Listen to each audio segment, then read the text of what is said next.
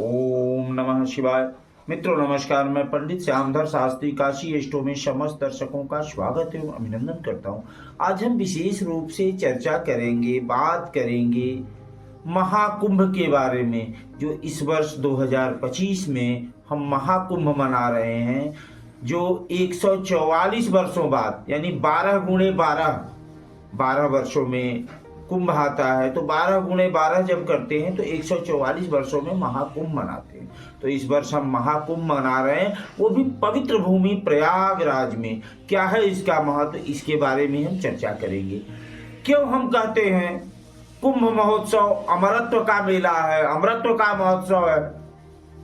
व्यक्ति अमरत्व को प्राप्त करता है केवल कुंभ में एक डुबकी व्यक्ति को मोक्ष प्रदान करता है। इस पर हम बात करते हैं क्या है महत्व। क्योंकि जैसा हम जानते हैं इसके पीछे जो पौराणिक मान्यता है, सबसे पहले स्नान की बात कर लेते हैं कि इस बार महाकुंभ महोत्सव में पौष शुक्ल पक्ष पूर्णिमा यानी 13 तारीख को, 13 जनवरी को, इसके अलावा मकर संक्रांति 14 जनवरी, 29 जनवरी को मौनी अमावस्या और 12 फरवरी को माघी पूर्णिमा और 26 फरवरी को शिवरात्रि के दिन ये मुख्य रूप से स्नान है, शाही स्नान है। तो हम जैसा जानते हैं कि मोक्ष की प्राप्ति होती है। अब मोक्ष व्यक्ति के जीवन में बड़ा महत्व रखता है। इस विषय पर हम आगे चर्चा करते हैं। पौराणिक मान्यता के अनुसार दुर्वासा ऋषि के श्राप के कारण देवता कमजोर हो गए और उस समय देवता के कमजोर हो जाने के बाद राक्षसों ने, दैत्यों ने आक्रमण करके देवलोक पर कब्जा कर लिया। तदुपरांत ब्रह्मा जी के सलाह से, विष्णु जी के सलाह से सभी देवताओं ने मंथन किया और समुद्र मंथन का प्लान बना कि राक्षसों को मिला करके समुद्र मंथन करते हैं। तो समुद्र मंथन में 14 रत्न निकले, उसमें से एक अमृत कलश निकला। जैसा हम कहते हैं कुंभ, कुंभ का शाब्दिक अर्थ होता है कलश या घड़ा या सुराही। तो उस अमृत कलश को निकलने के उपरांत देवता और राक्षस दोनों ही संघर्षरत हो गए प्राप्त करने के लिए। तो इंद्र के पुत्र जयंत अमृत कलश को लेकर के भागे।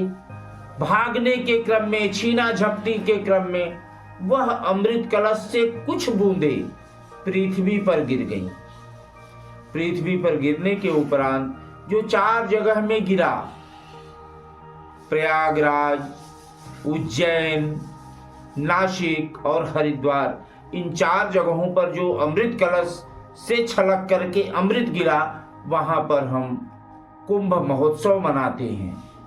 इन 4 जगहों पर, चूंकि जैसा हम जानते हैं कुंभ 12 होते हैं, ध्यान दें, कुंभ 12 होते हैं, जिसमें 4 पृथ्वी पर मनाया जाता है और 8 देवलोक में मनाया जाता है। तो मोक्ष की प्राप्ति कैसे होती है? जो अमृत कलश की बूंदें गिरी, जो अमृत गिरा, उसके प्रभाव से इस समय जल में विशेष ऊर्जा पाया जाता है, जो नकारात्मक ऊर्जा को, नकारात्मक विचार को समाप्त कर देता है। इसलिए कुंभ में अगर आप स्नान करते हैं, ध्यान करते हैं, दान करते हैं, तो विशेष लाभ की प्राप्ति होगी, इसमें कोई संशय नहीं है। अब हम चर्चा करते हैं मोक्ष के बारे में। मोक्ष यानी जीवन मृत्यु के चक्र से मुक्त हो जाना, उसको हम मोक्ष कहते हैं। जो मनुष्य 84 लाख योनियों में भ्रमण करता है और कुंभ में एक डुबकी लगाता है, तो उसको मोक्ष की प्राप्ति हो जाती है, इसमें कहीं कोई संदेह नहीं। तो यथा समय यथाशक्ति आप, बड़ा ही दुर्लभ संयोग है, क्योंकि अभी के कालखंड में जो व्यक्ति हैं वो शायद आज से 144 साल बाद जीवित नहीं रहेंगे। तो आप कुंभ में अवश्य डुबकी लगाएं और अपने जीवन को सफल करें, इसमें कोई संदेह नहीं है। पुनः अगले कार्यक्रम में एक नए विषय के साथ उपस्थित होंगे। तब तक के लिए ओम नमः शिवाय, हर हर महादेव।